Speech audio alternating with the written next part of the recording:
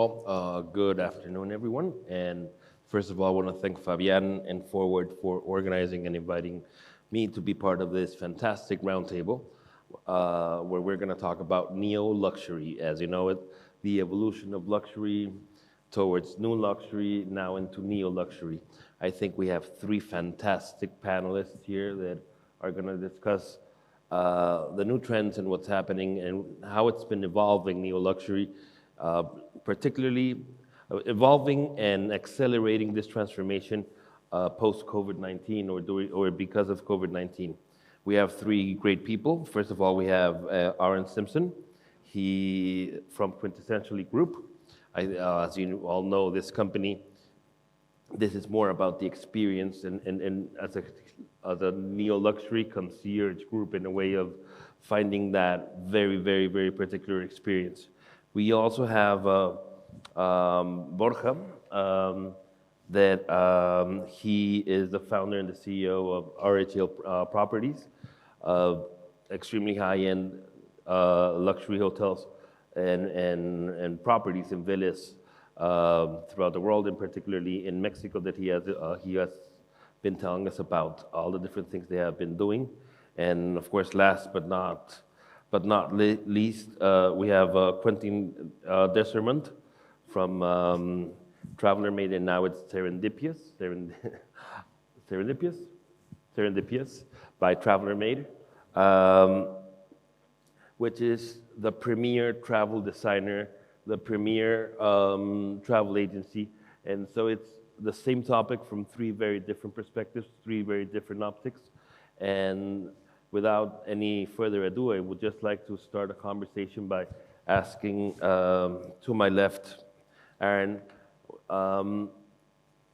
given COVID-19 and 18 months of the tourism world being practically at a standstill and now restarting, how have you seen the shift in this high-end luxury and what consumers are demanding for neo-luxury, of course, based out of this concept of individualization, experience, and overall sustainability of where they consume their money? Thank you for having me. I actually now live in Ibiza, so it was a little hop to Madrid. It's great fun. What a wonderful place Ibiza is. I'm very privileged to live there. I think that over the last 18 months, obviously everybody's been through a lot of pain in our industry, although some of us have come out of it faster than others. We're definitely seeing a resurgence. But I think the key aim that our ultra-high net worth travelers are looking for is, and it's a well-used phrase, but it's uniqueness and sustainability. And sustainability, we must come on to a little bit more later because it's a real bugbear of mine, probably why I've moved to Ibiza. But in reality, there's been an enormous pent-up amount of demand. We all know this, but it's now very much in the sphere of almost double the amount of revenue or transactional revenue that we are achieving month on month than we did in 2019 just on travel alone. Experiential travel and individual travel has an enormous pent-up demand. So whereas people have been isolated, you saw earlier that individual travel has exploded and will continue to explode. So individualization is really important.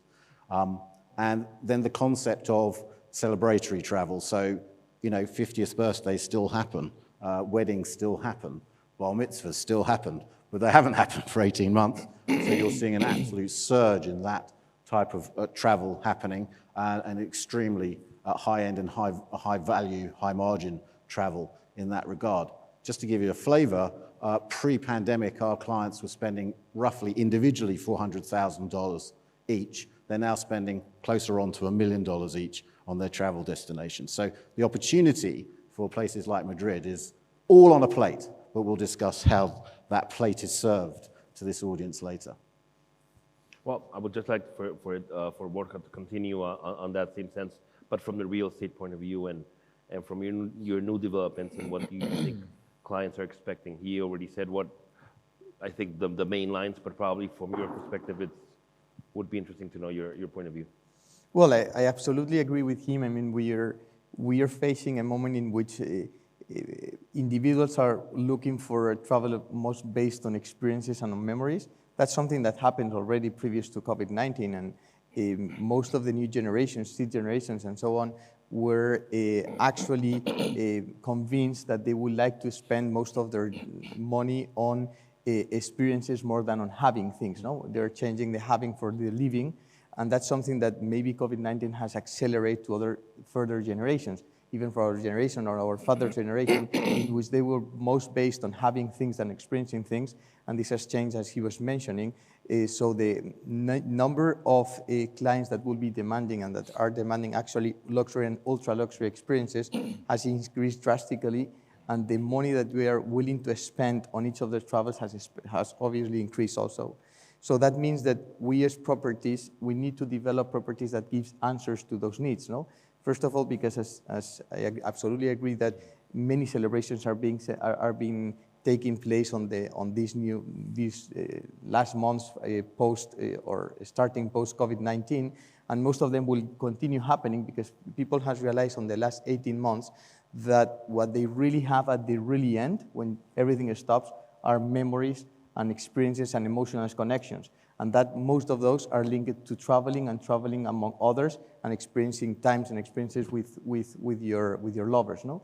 That means that the trend has changed, and also we need to adapt, and we need to adapt our teams, because we have seen that obviously groups are not back yet, only luxury groups, but corporate groups are not fully back yet. But hotels are full. No, we have most of them 100% occupancy, which means that usually when you have a hotel of 120 rooms with roughly average 25-30% of group, means that the team needs to deal with 90 transients plus one group leader, while actually they are leading with 120 transients, all of them much more demanding, which means that we need to adapt our teams to be able to really generate emotions and generate this physical and emotional connection with guests, which means more investment in team and more investment in experiences and connection, as we mentioned, and we will discuss further on ESG and contact with environment. And obviously, that's a huge opportunity for Madrid. I mean, Madrid actually is starting to develop luxury industry. 2 years ago, there were nearly none luxury beds in Madrid. Now, for Seasons, we are opening Rosewood Villa Magna next week. Ritz recently opened, but there's a huge opportunity for us to connect not only the property, which were maybe a bit soul and not connected with the city, connect them with the city and make them also live experiences on what we need to convert not only in hotels, but let's call it city resorts, no? And Quentin, from the perspective of a travel agent as an advisor for people, is this something that you are advising consumers, or is it a demand directly from the consumers to offer this kind of sustainability, this kind of ultra unique, individualized experiences? What is your perspective on this sense, and in which way in particular have you seen that customers are actually changing their demands? Okay, so something very interesting came out. In 2018, we ran a study, quantitative and qualitative, amongst at that time we had something like 300 member travel designer agencies in TravelNet.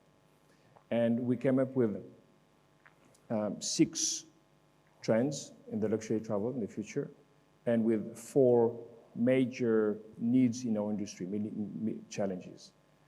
Recently, we ran that quick survey again to check whether things had changed, and actually what they found in 2018 remained. And I'm going to share the information with you, so you will understand.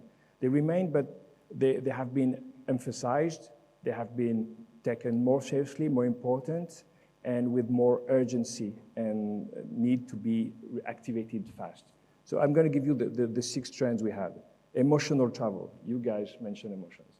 Experiential travel, the return of the pioneers. This trend was people wanted to go back, super affluent people wanted to go back to the Commandant Cousteau of the world expedition of ancient times, and this is something big.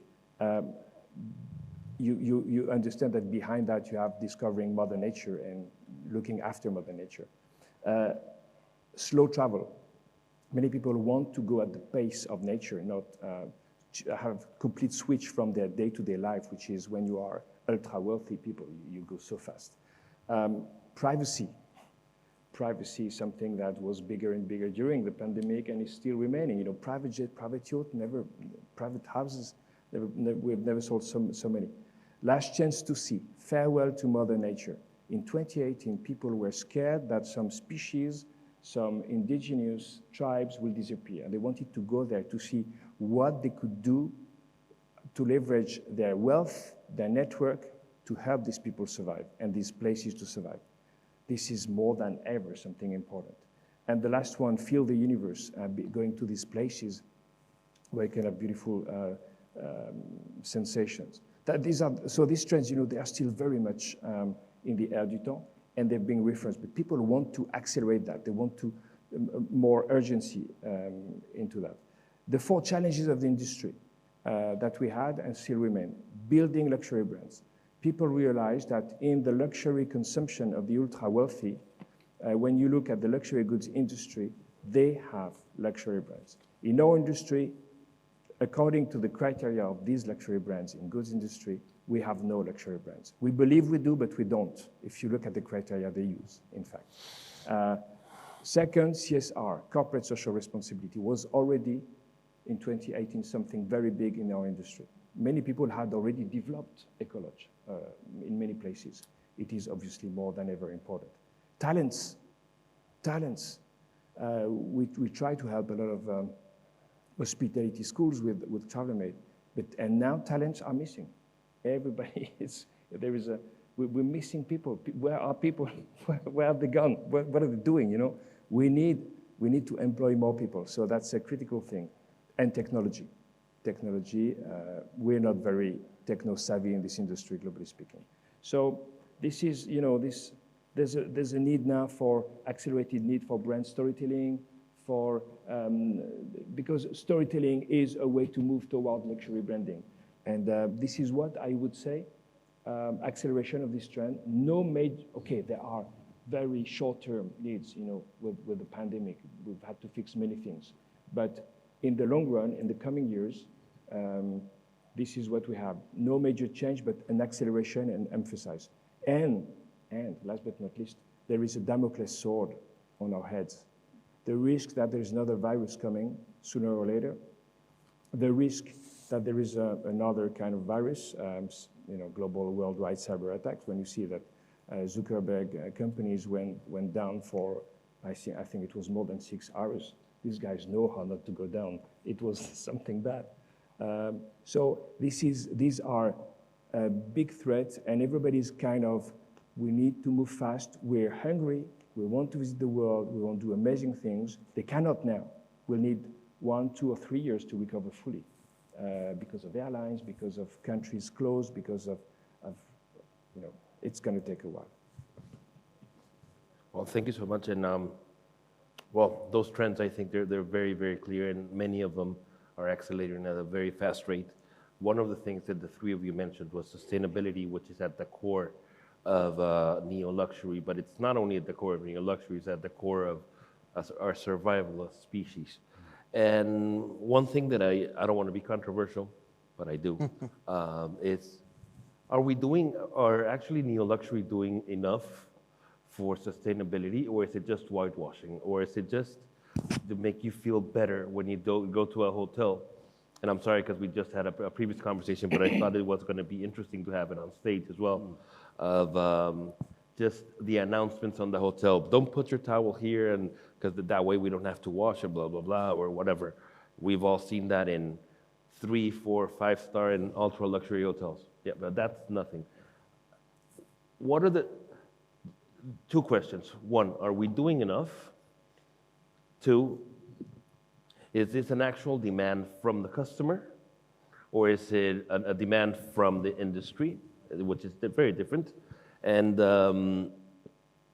3, what else can we do? How can we evolve from this to generate enough incentives for people to do it? And then I have more questions regarding this topic on your three different areas. Aaron, please. Here we go. Yeah. Well, I would, I've traveled a lot. I haven't obviously over the recent past, but I must say that Madrid doesn't even come into the top 100 cities on Earth, from my experience, on sustainability. And you're going to completely miss the super luxury traveler because they want that now. Let me give you an example. So how many of you have walked into a hotel room and the TV's on, advertising stuff at the hotel? Everyone? How many people have seen a sign? I mean, why is it on? Why is it on? Why is it burning electricity? Why have you got all the lights on? Right? Have you got solar panels on your roof? But you're not telling me about it. Why have you got little plastic bottles? I mean, this is a 5-star hotel. Little plastic bottles that aren't refillable. Why have you got a cut flower next to a sign saying, we want to save the planet?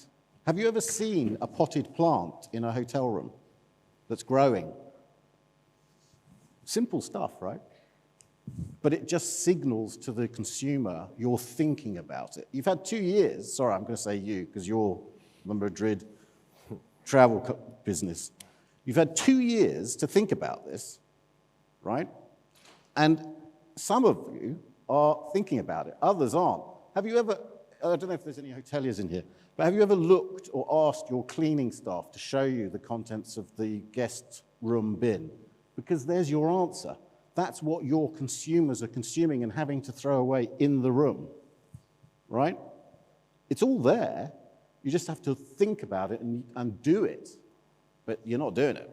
So right now, if one of my staff are asked, is this hotel sustainable? They're going to say, no, it's greenwashing. It's talking about it. I don't think they're trying particularly hard, but they're greenwashing. And unless you can improve that, and I'm not saying everybody's perfect in the world. I'm from London, one of the worst places on earth. But some of them are trying, and we'll come on to some of them trying. But actually, the industry has to force itself to get on with it. It's not difficult. It really isn't difficult. Yeah, well, I absolutely agree. We have just discussed that one, and obviously I agree, and we as owners of hotels, we are doing most of the measures that you were mentioning. Others, I think that we also need to think that ESG is not only environmental, it's also social. Right, sure. So generating impact for the community is also as important as preventing and maintaining the environment. So obviously, with this, there's no doubt that luxury and ultra luxury, as you were mentioning, is the one that has the largest impact on ESG. By far. By far. Basically because the impact on environment is much more lower. I mean, we recently, as we were discussing previously, we opened a new one and only hotel in 330,000 square meters, only 104 rooms. If you fly the place with a helicopter, you will not be able even to find the rooms. So that means that our impact to the environment is much more lower. Obviously, we have generated much more employment than any others, 104 rooms, 600 employees direct, and roughly 2,000 indirect. So that's part of the impact that we are generating. But I absolutely agree that guests, I think that your question was the right one. Is that an issue of the industry or that's an issue of the customers?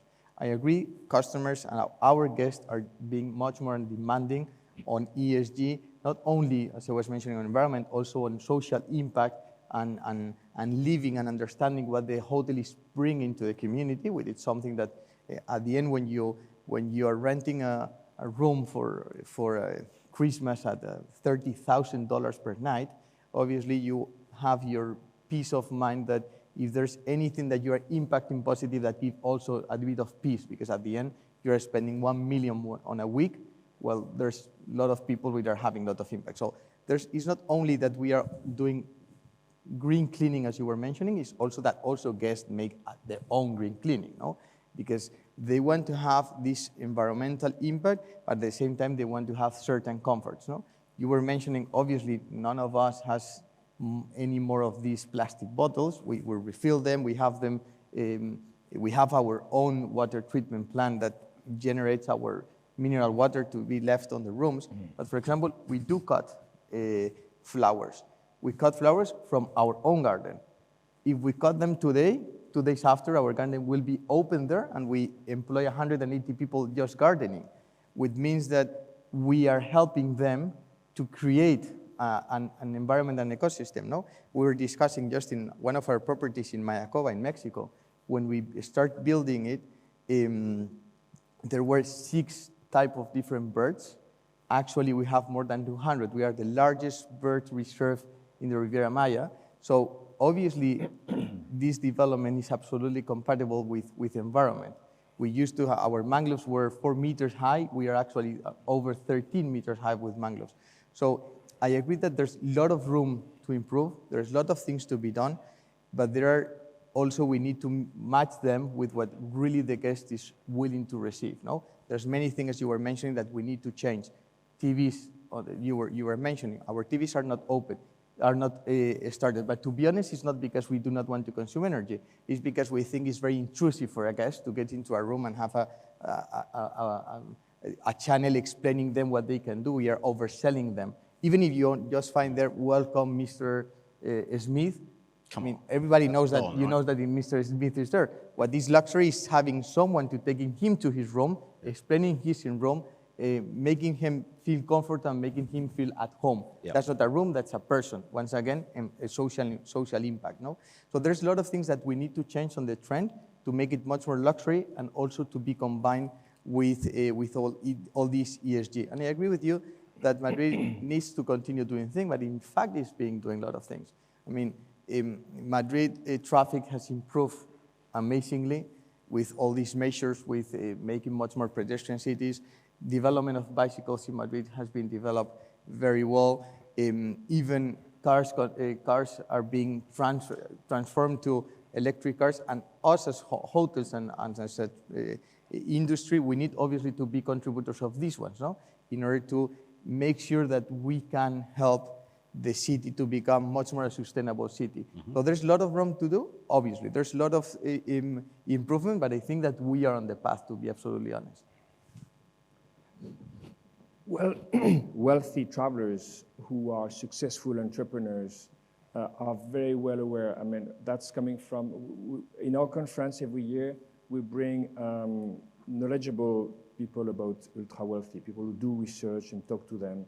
And they are very, so they share with us this knowledge. Ultra-wealthy people are very savvy, more than 70% of them on nutrition and on CSR, amongst other things. And they want to change the world. They have the means to have an impact. So it's also interesting to have a look at what are the biggest, where is the biggest destruction of quality, of CSR, basically. Planes are not that big, actually. You know, planes, it's a very small part when you look at the stats. And we make a fuss about it, but in fact, no.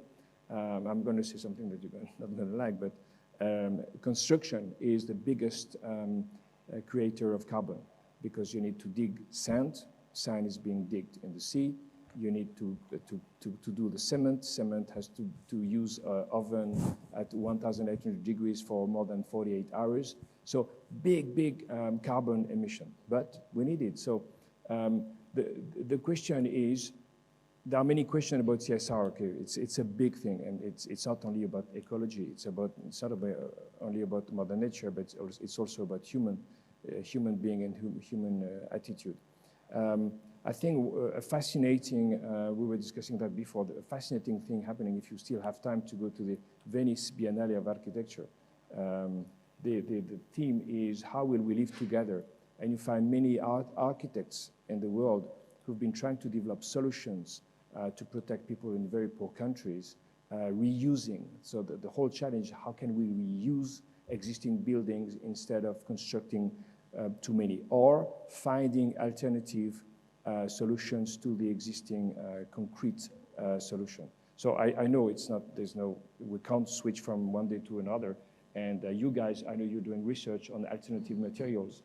And, but I think it would be interesting also to see how many hotels have been trying to rehabilitate certain existing buildings. And something else very interesting is, sometimes, you know, a bad is for a good. When you look back to Africa, you know very well Africa. 40 years ago, the safari was nothing. It was Hemingway, a few crazy guys like that, you know, going there for a year with a gun and hunting to get feed, and now it's a big thing. It's amazing what has been done by the lodges in Africa.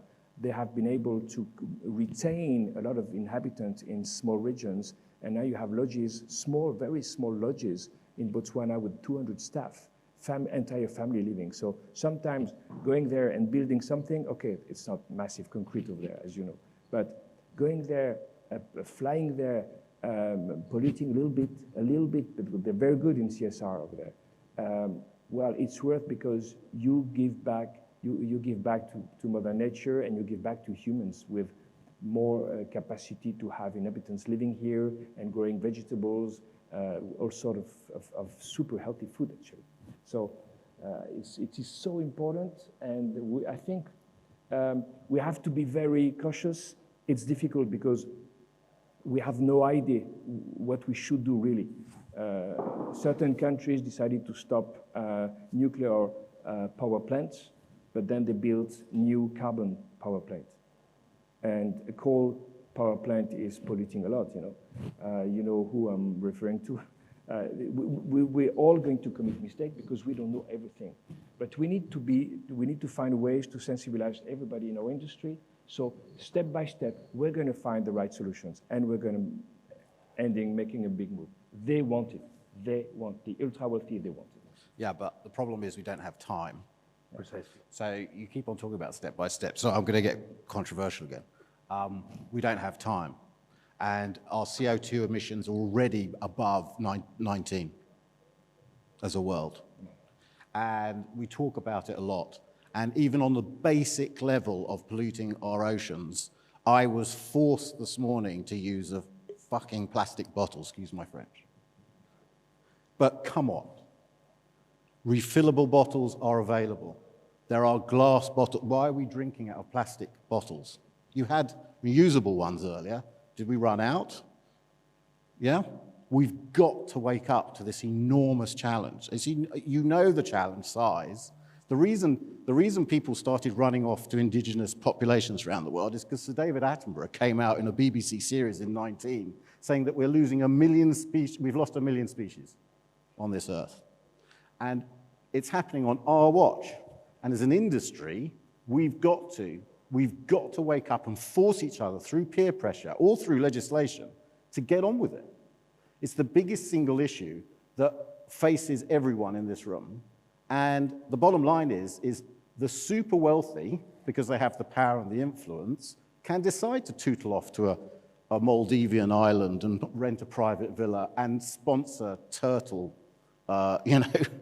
stuff, et cetera, But they are now, the younger generation, my children, although they're not quite old enough yet, but they are demanding that this greenwashing stops.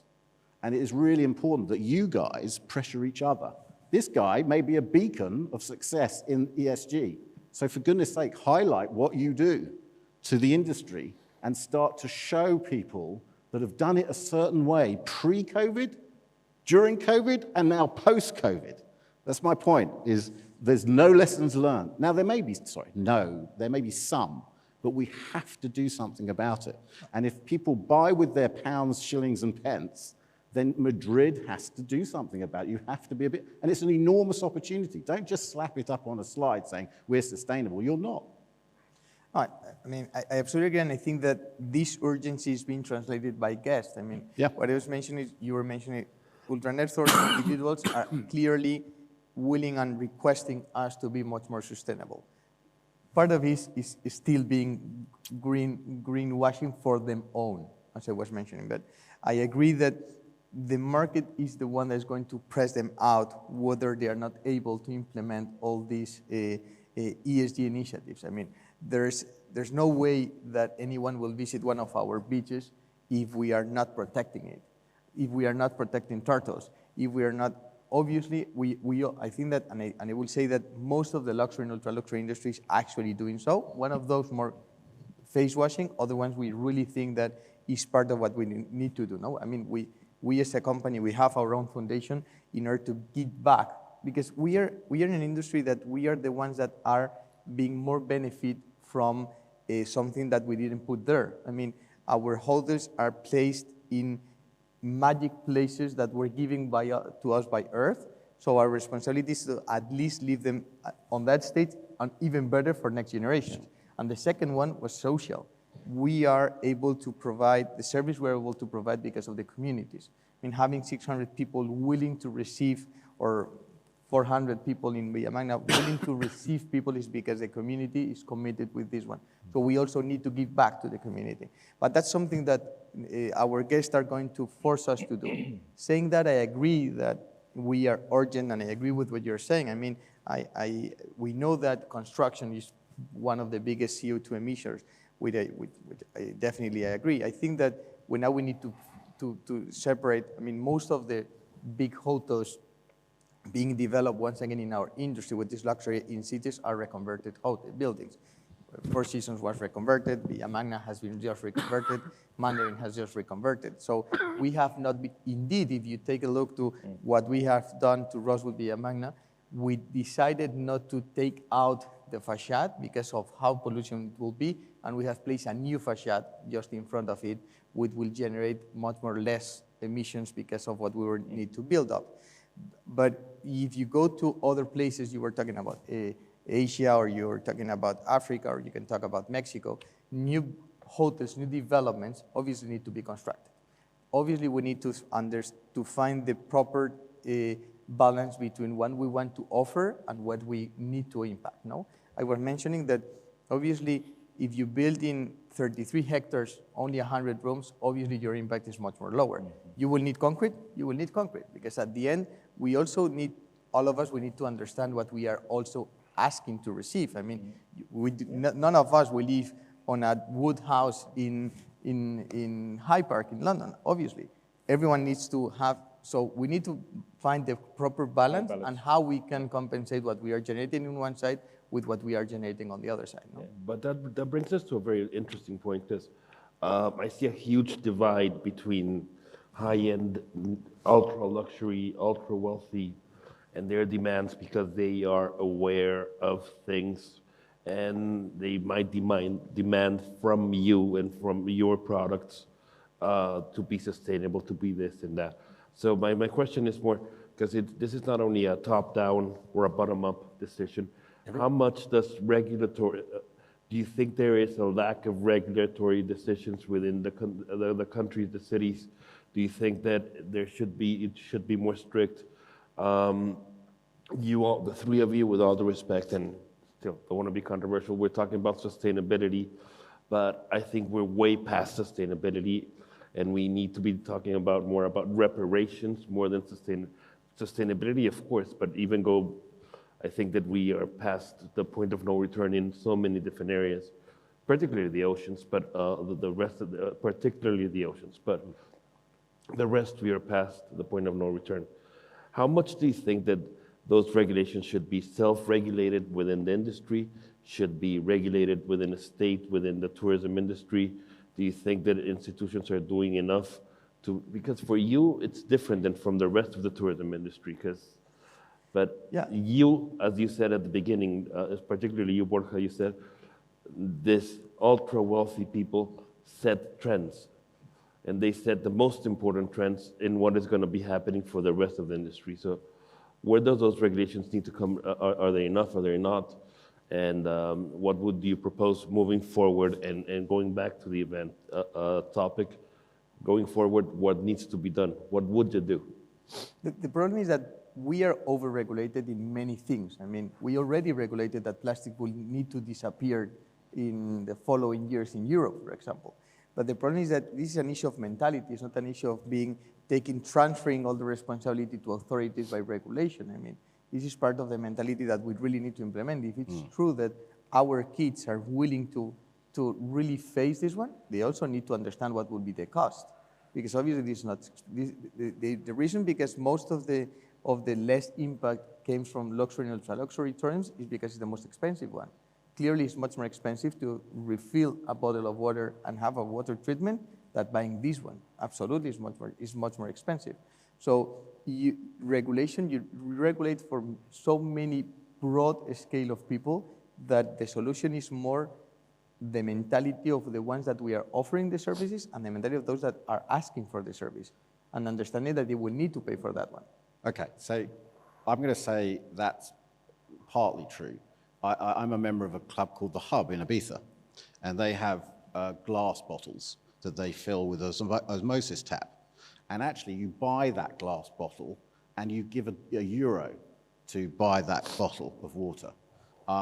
And they obviously do that recycling. But that euro goes to a local school to educate that school about environmental impact. Now, I don't care. Everybody in this room who owns a hotel can do that. Yeah. You can do it. The osmosis tap costs 50 euros a month to install, and you fill up the bottle of water. And you charge your guest an extra. They actually feel positive about paying that euro for that bottle of water because they know you've thought about it. Putting this in my room, you haven't thought about it at all. Yeah, but that's exactly what we're mentioning. That will cost 30 cents, and you're asking for a euro. I agree with you. And I think that the impact will be much more higher, but we will need to realize is that there's a cost for that one. Are we really willing to pay the cost? I believe they are, and I'm absolutely sure that ultra-luxury guests are willing to pay that cost. Not even, but we need to transfer this to the whole of the community. 100%. That's what that's the reason I think that ultra-regulation is not the solution. The solution is really generating the real. How many hotels in Madrid have solar panels? Well, there's a different issue of regulation on solar panels. Okay, but I'm just saying, London doesn't have any sun, right? And we've all got solar panels. Why haven't you got solar panels? I mean, what I'm saying is Madrid has an amazing opportunity to be at the forefront of this movement and will win people coming to this city because you're in the cusp of becoming ultra-luxury, right? Of pushing the luxury bar. You will be surprised, why not? No, basically because Madrid has too many sun, and solar panel has an issue also with air traffic and so on. But I agree with you. I mean, there's a room, obviously. There's a lot of things we can do in Madrid. There's a lot of things that we can do in any of the destinations where we are. But I think that actually, the industry in which we all are, and we are so fortunate to be there, basically because we have the best job, we make people happy, and we make them people happy being sustainable, that's even much better, no? We have to. But, absolutely. But going back to what Quentin said, I'm sorry to interrupt, what Quentin said, it's more of a transversal issue. Sustainability is not about one thing, it's about the entirety of the process, no? The construction, the bottling, the everything. I don't know about hotels in Madrid because I live here. I don't stay at hotels, but most trendy restaurants in Madrid, if you go out, they refill their water bottles. Yeah. So it's happening. Yeah, it is happening. Like society is expecting that from. They expect organic food. So why aren't the hoteliers doing it? They're ignoring it. Yeah. I mean, this is part of the experience. I mean, we are focusing the full panel to ESG with them. I'm fine with it, but this is part of the experience that we are offering. I mean, I agree that the experience that we need to offer in any destination and also in Madrid needs to be linked also to being more sustainable. But there's many things that we are offering our guests, which is not only sustainability. We need to offer them, as you were mentioning, the 6 trends. Most of them are related with sustainability. Others are much more linked to emotional things that we need to offer them, and that we need to be sure that we can offer them. As a city, being sustainable is part of what we need to offer. There are other trends that we really need to afford, no? And Quentin, you operate in over 60 countries. Is there a beacon of hope anywhere, like in any of the 60 countries that you think, okay, in this country they're doing it very well? I don't know, feminism, like equality for women, you say Sweden, fantastic, okay, but for tourism, is there a beacon of hope anywhere that you operate? Okay, I want to go back to the first thing, yes, about governments. So I'm an entrepreneur. When I wake up in the morning, I don't expect anything from my government, although they do great things, especially during the pandemic. In Europe, we've been very lucky, but when I say I don't expect anything from them is I must drive my success, and I must try to have an impact on others. The beauty with Serendipians, Traveler made the new name, is that together we managed to bring forces together. We created a scientific committee a few months ago to start thinking really deep into that subject. We're going to generate in the coming weeks a list of recommendations for the entire luxury travel industry.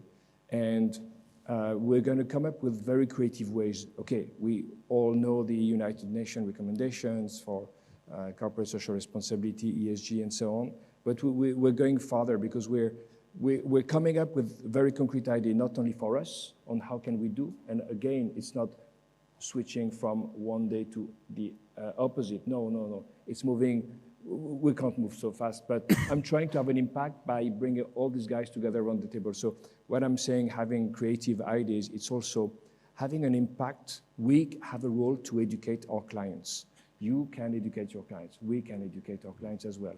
And they want to move. They want to be taught what to do. And this is an important share, because when they travel, these guys, it's another thing, you know. Very often when they travel, very often journalists say, okay, they travel by private jet. Oh my God, that's pollution. Yeah, but when you look at what they do once they arrive somewhere and there's poverty, and they come and they invest and they want to change things in a profitable way. That's what they do. They're not NGOs. They're profitable businesses. That's how it works. They create wealth and social welfare. So they have an impact. So if we manage to have an influence on these guys in a global way, then we'll go faster. You're right, Aaron. We need to move fast. But moving fast means we need to gather everybody around the table, if I may say, and have an impact on them so they can all move.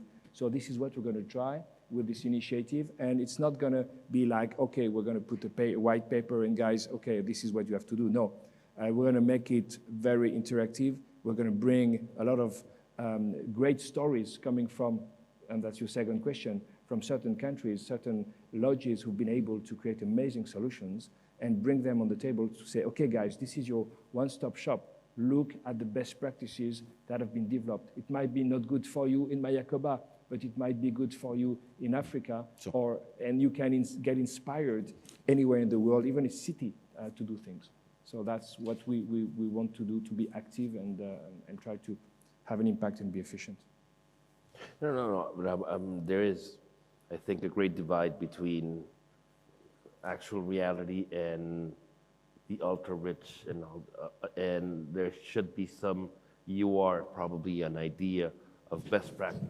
Mayakoba is what you said, generating triple impact economies, not only about environment and social impact, but also that being sustainable financially in a way that it is an issue, probably not for many of the high-end funds, but for the owner of one or two hotels, that impact is super important.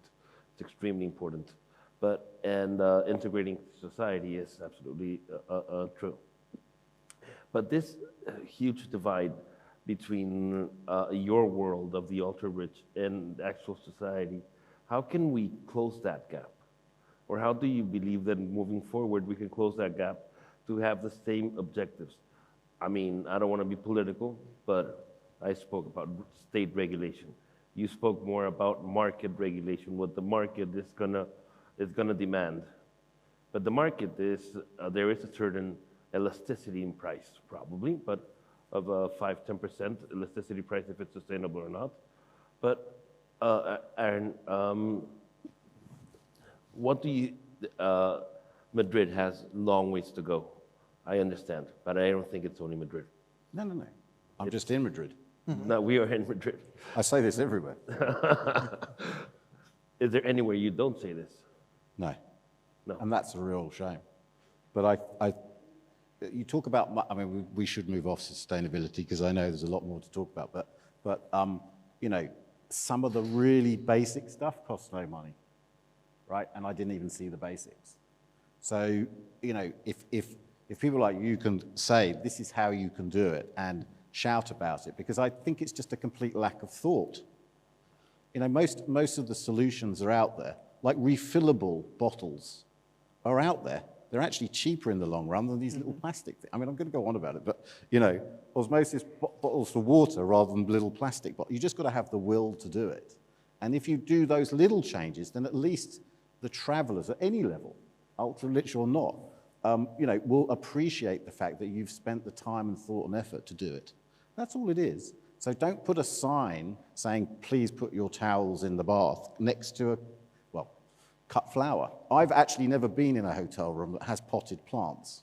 And it just struck me last night, why not? Let something grow in the room. Is there a reason? Is there some sort of, I don't know, people are allergic to potted plants? I will invite you to our hotels where we have lots Yeah, of but potted plants. in cities, right? So, anyway, yeah. That's why I'm drinking the wine instead of the water. Yes, it's good wine. No, but to be honest, for example, from your perspective, Borja,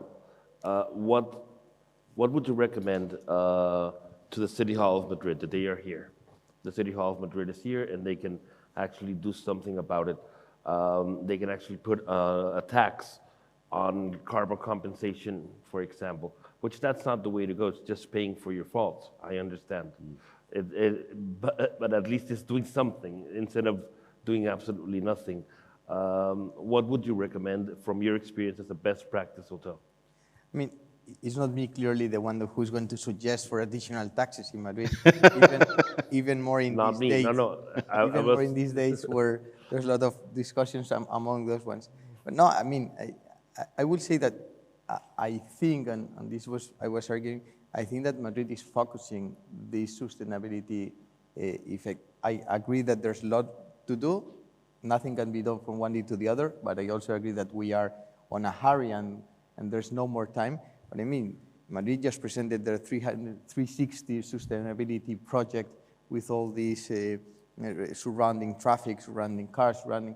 So this is an issue that all of us, we need to put our part of in this game, no? So us as a hotel, or us as hotelers, we need to clearly start doing these small things that you were mentioning. We need to try to consume less energy. We need to try to generate our own energy with certain concerns and constraints that we have. We need to try to eliminate plastic. We need to also help our team to suffer less on their work as part of our social. We need to try to reduce certain use of products and clearly we need, most of what we are doing needs more people, will generate an additional impact. So at the end, there are many things we can offer, but at the end, what we need is to make our guests feel that they are part of the chain in which sustainability is considered. Yep. And is important as many other things that we were mentioning as part, because what the guest really likes when they arrive to a city like Madrid is obviously, I mean, I live in Mexico City, you are from Mexico. I mean, when you came to Madrid, just having the advantage of being able to walk the city, that's amazing. That's part of sustainability. Walking the city is gorgeous. I mean, it's having the opportunity to be at 3 a.m. in the morning, not being worried about nothing, just walking home is amazing. So when the town is open to receive people, we as hotels need to make them feel at home. And usually you at home, you do not have plastic bottles because you've got your tap water. And particularly in a city like Madrid, where we have one of the best tap waters. That's what we think, at least. At least what we think, but it's a wonderful tap water by sure. That's something, so we need them to feel at home.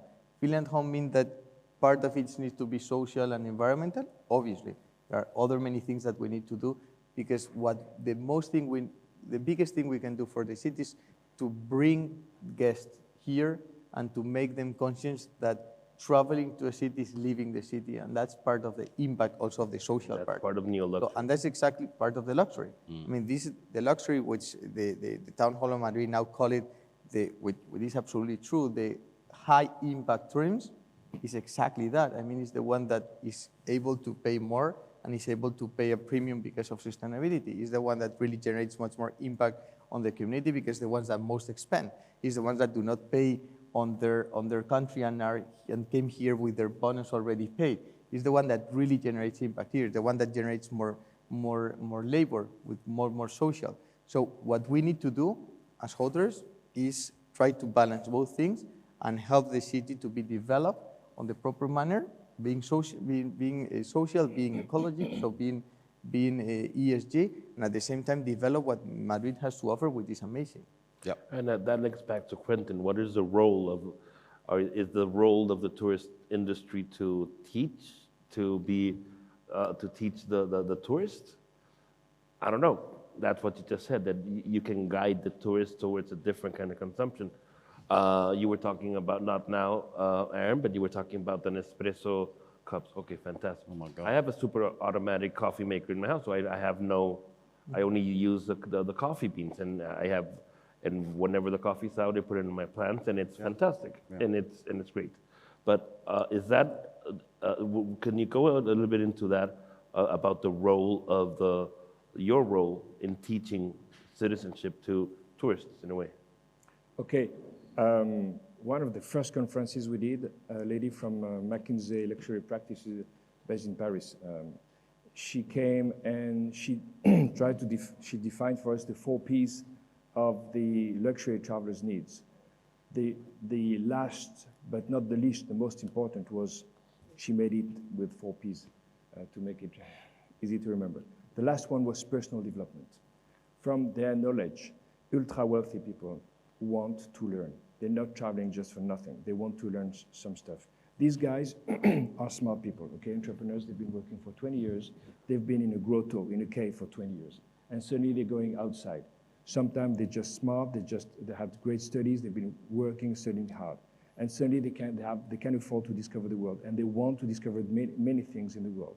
They start coming to us saying, okay, Quentin, I don't understand, contemporary art, this is shit. But smart people love it. Help me. Help me learn about contemporary art, personal development. Opera, oh, this is ugly. Do you like it? Yes, of course. I go to the opera regularly. Okay, I'm going to take you there. I'm going to have a specialist in opera. Same thing for CSR. They want to know. They want to learn. They can't. They are super strong. They want to learn. They're very strong in what they do. They're the best because they've been learning a lot, and they want to learn now in many other fields. So yes, they need that from us, and not only from the agents, from the hotelier, from the DMC, from the airlines, everybody. We have a role to play. Of course, big time. One of the concepts in the video that I quite liked was the idea of a secret. And I set up Quintessentially 20 years ago on the premise that you had a best friend in every city. Because when you travel, you want to be hooked in immediately, not to the big, I can Google what to do in Madrid, and I'll have the top 10 things to do in Madrid. What I really want to do is get his brain and your brain, Paris, and know where the secret gems are, right? Which is the personal development piece. So in Ibiza, there's a little restaurant called Balafia, you've probably been to it, at the bottom of my hill. And I used to talk about this restaurant in all the press and everything. Now it's like, not just because of me, it's a fabulous restaurant, but it's now one of the top 5 hidden secrets in Ibiza. It's not, because it's gone well. So, for me, that idea of a secret Madrid is really very, very powerful, and one that my clients would absolutely adore.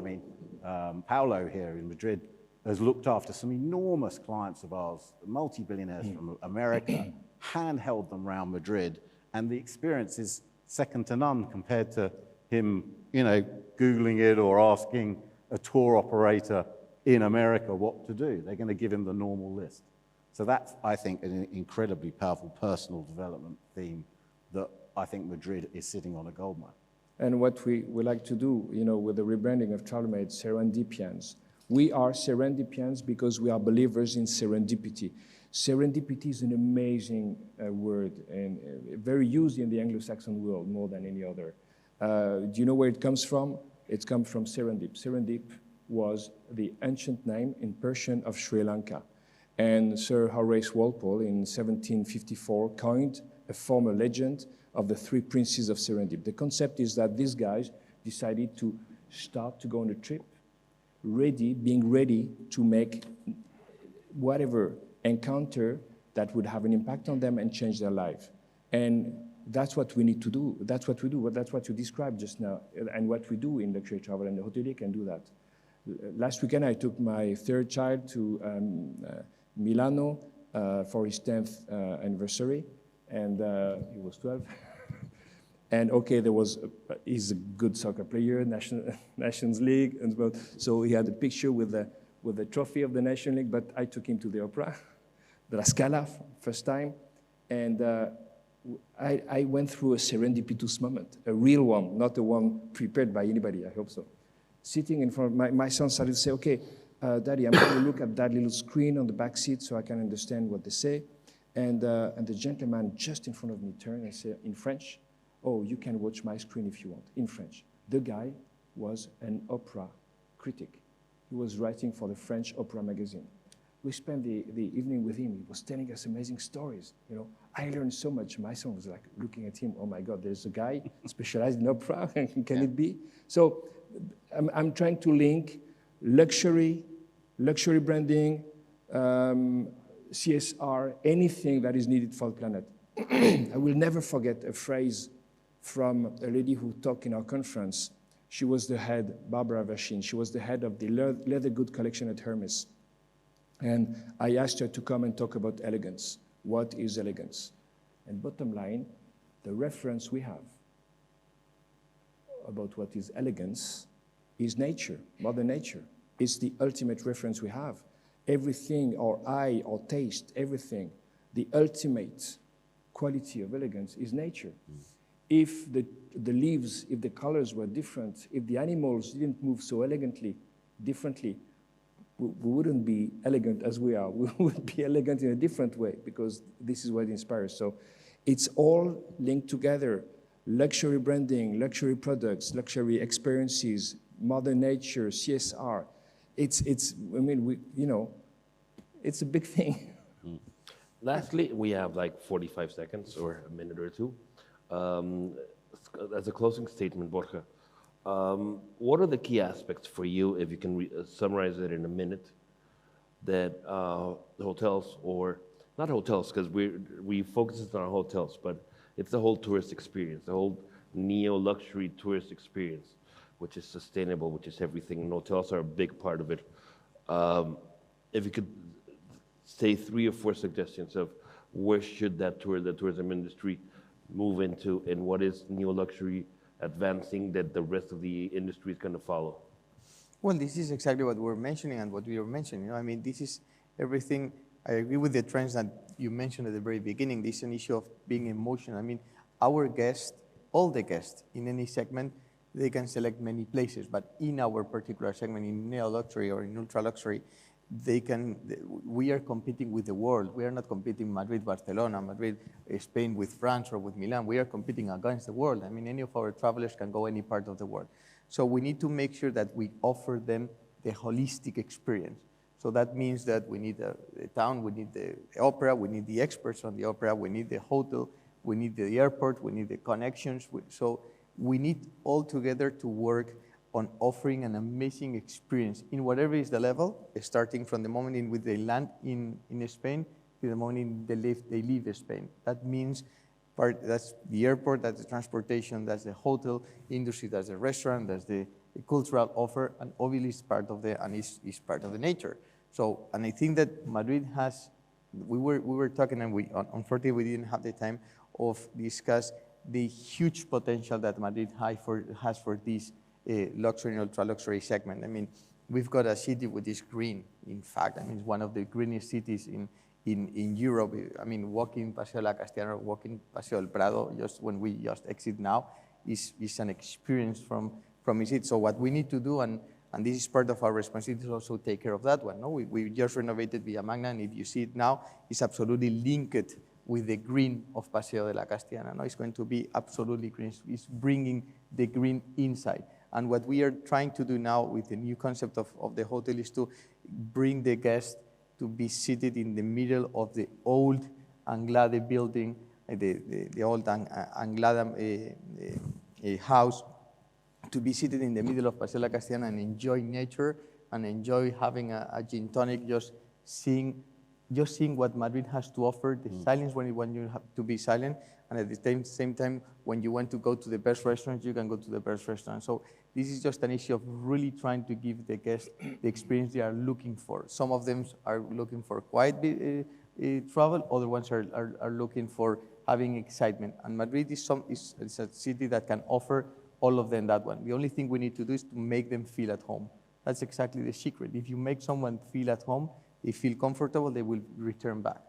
Fantastic. So make them feel at home, to give them the local experience, the real local experience, the be a guide for the tourist as well, to change their consumption behavior, to change their ways. There are many different factors that the three of you have spoken to this morning, and I really appreciate your time and being so upfront and so forward about your thoughts. I think that there's much to be done. Madrid has a great opportunity. The three of you agree on that. I agree on that. And we have to move on and start doing stuff. Not just saying we're doing stuff, actually doing stuff. Blah, blah, blah. Exactly. The Someone blah, blah, blah. famously speech, said. the Greta speech, no, the blah, blah, Greta blah speech. Yeah. So thank you so much, and thank you for taking the time to listen to us. Thank you. No, thank you so much.